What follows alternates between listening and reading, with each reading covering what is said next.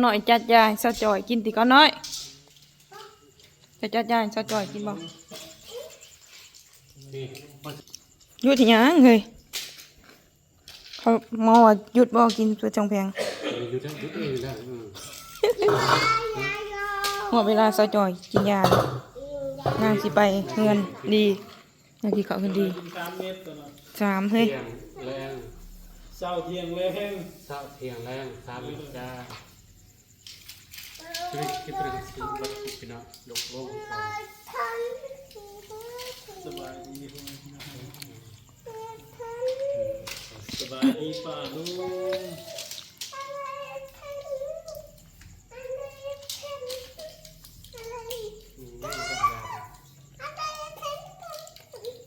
เด็กมาให้ส่งกินน้ำแดงส่ง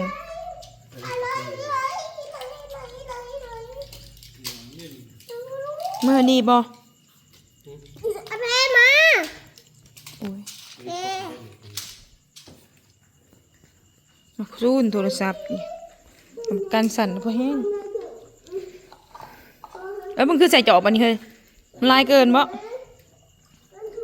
ร่วมนะหาบ่ปอตัว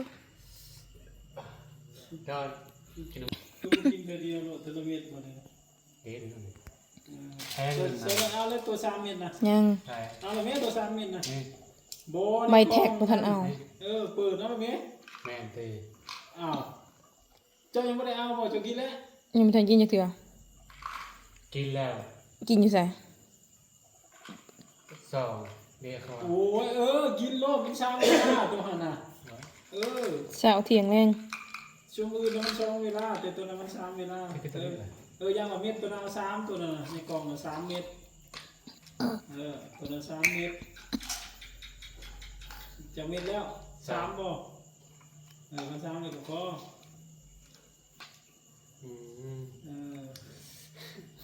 เกินบวกเท่าเดียวมันก็เอามีดใหญ่ตามหลังตีโอ้ยพ่อมันก็รู้มันใหญ่เกินแต่กินได้มาข้อดิยิงกันใหญ่ยิงคือตลอดชีพนั่นมาเคาะคือมันก็คือยาโอ้ยกินตลอดเม็ดตลอดเน่าให้กว่ายังป้ามึงปอดลงหัวหูคอป่ะเฮ้ย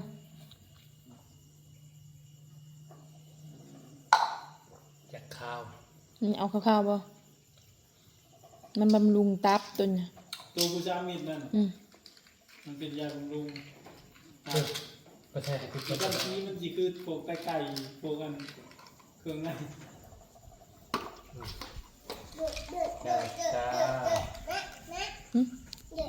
สบายดีปะลุงกันลูกลุงสีขาวมันดี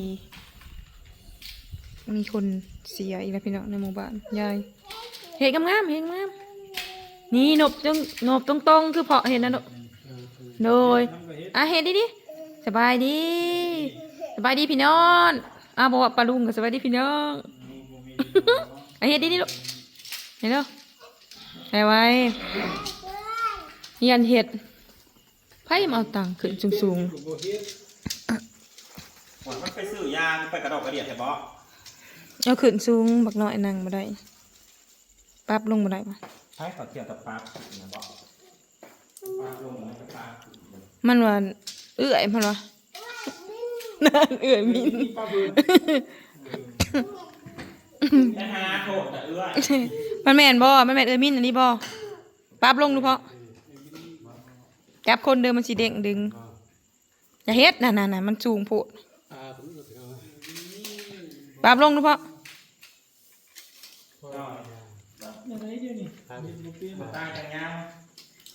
นั่งลงแล้วกับดึงปั๊บลงเอาขยะที่มันลงในนี้เอาขยะมันลงมาถึงเร็วเอาไว้ลูกล่ะมึงยืดเด้อ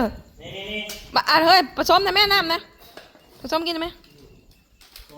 อันนั้นบ่ใบนั่นนะเขาจับใบทามหาใบเอกใบเอิกบ่ไปนะทามบ่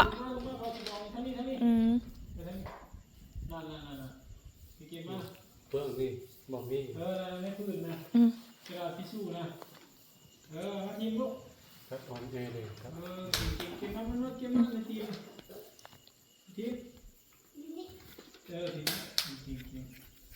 ส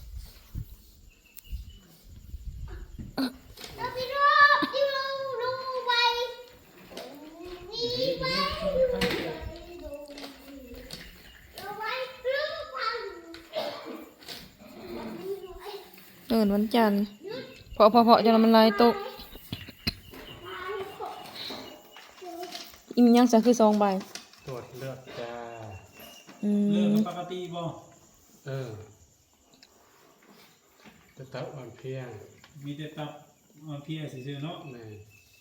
ก็ข้อบ่ตรวจเลือดเนี่ยเขาจะจังหูจับตัดออกเอนะ คันบ่เตือนบ่ฮู้เลยเนาะ โอ้ย เอาไว้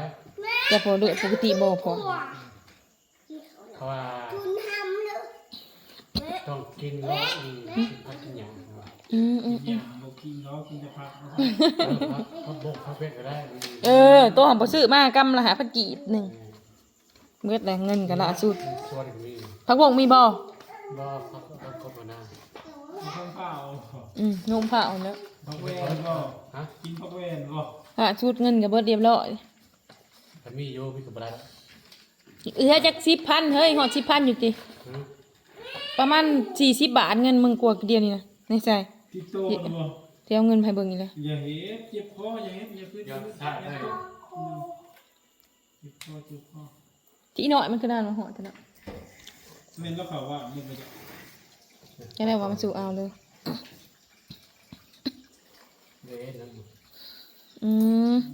ว่าเลย40 บาท 300บ่เฮ้ย 300แล้วก็ พัน 50 ไปเช้า 70 80 ปลาเลย 90 แสนหนึง หอดบ่ เนื้อใจนี่สิบวันจ่ายยอมใช้ แสนหนึงก็100กว่าบาท 150ซะเนาะ150 เงินติดโตทั้งหมด450 450 แม่ มันก็ซื้อพักเด้อ เออ 5,000กีบ10,000นะผักบกมาลุกเอากินหั่นน่ะ โอ้ยผักเด้ผักมีเทิงนะ ผักหยัง แกงม่วนะ ผักเป็นนวดนะเฮ้ยมันก็มาลวกโอ้ยมีบ่มันตุยบ่ได้เพิ่น ชื่อปันยังเงิน400นี่คือน้อยกว่าเช็คชื่อเนาะ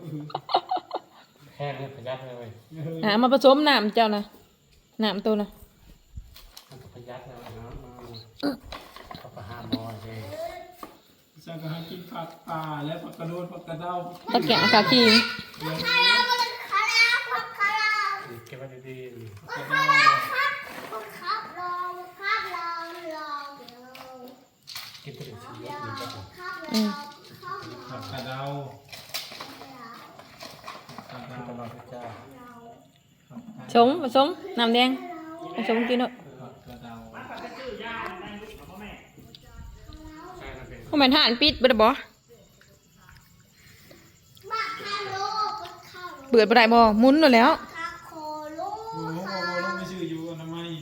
โอ้ไม่โอ้ไม่โอ้ไม่โอ้ไม่ สุสลาเขาเจ้าก็ปิดบอกกันเด้อ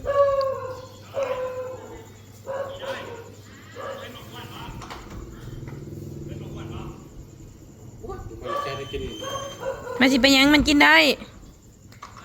เขาเจ้ากินอันนี้แล้วบำรุง เขาเจ้าคอมเมนต์มาอยู่ว่า เขาให้กินอันนี้แล้ว อยู่บ่อย FC คอมเมนต์มาบอกว่าให้มึงกินอันนี้แล้วสเตียงสิบอกตัวติ ใส่ร้ายได้ อย่าไปใช้ร้าย อย่าใส่ร้าย